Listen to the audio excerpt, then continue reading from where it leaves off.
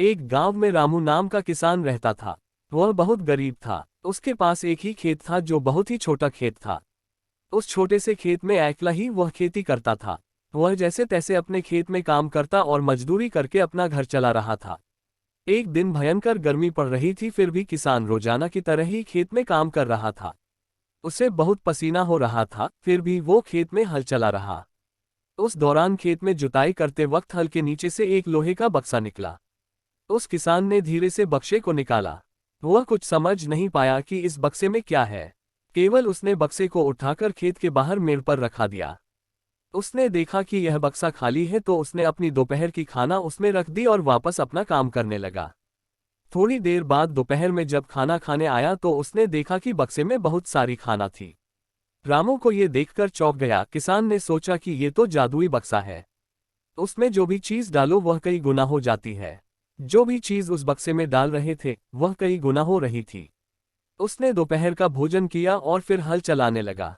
जब शाम को घर आया तो बक्से को अपने साथ ले आया। रामू आज बहुत खुश था क्योंकि उसे लग रहा था कि शायद अब उसकी गरीबी दूर हो सकती है।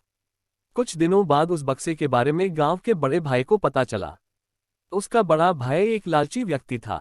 उसने सोचा जादुई वस्तु पर तो मेरा अधिकार होगा। रामू के बड़े भाई के कहने पर उसके आदमी उस किसान को पकड़कर ले आए। रामू के बड़े भाई उस गांव का जमींदार था। वो दोनों सौतेले भाई थे।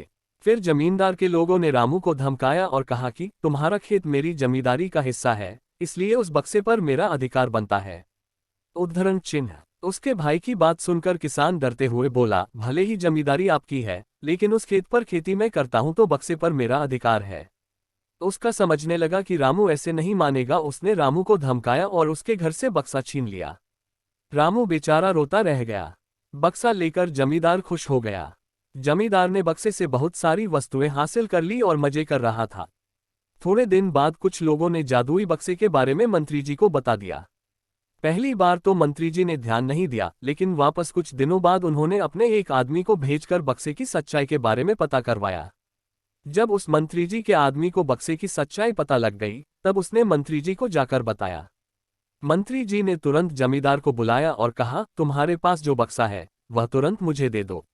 जमींदार ने मंत्री जी से हाथ जोड़कर निवेदन किया कि कृपया बक्सा मेरे पास ही रहने दीजिए, उस पर मेरा अधिकार है। लेकिन मंत्री जी ने एक नहीं मानी और कहा कि यदि तुम मुझे नहीं दोगे तो मैं तुम्हारी जमींदारी समाप्त करवा दूंगा।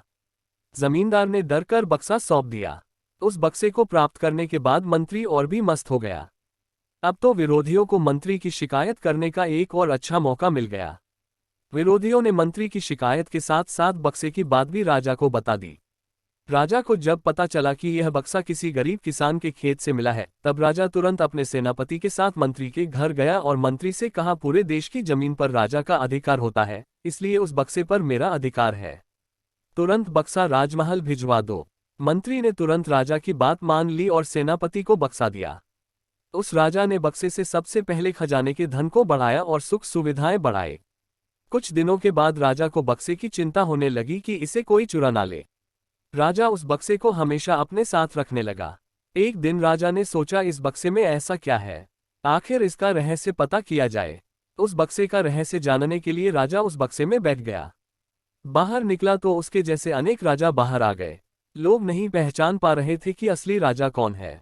सभी राजा राज्य करने के लिए आपस में लड़ने लगे। ये बात किसान को पता चली तो वह बहुत दुखी हुआ। उसने स्वयं को कोसा और विचार किया कि अगर मैं उस बक्से को जमीन में गाड़कर रख देता तो बहुत अच्छा होता।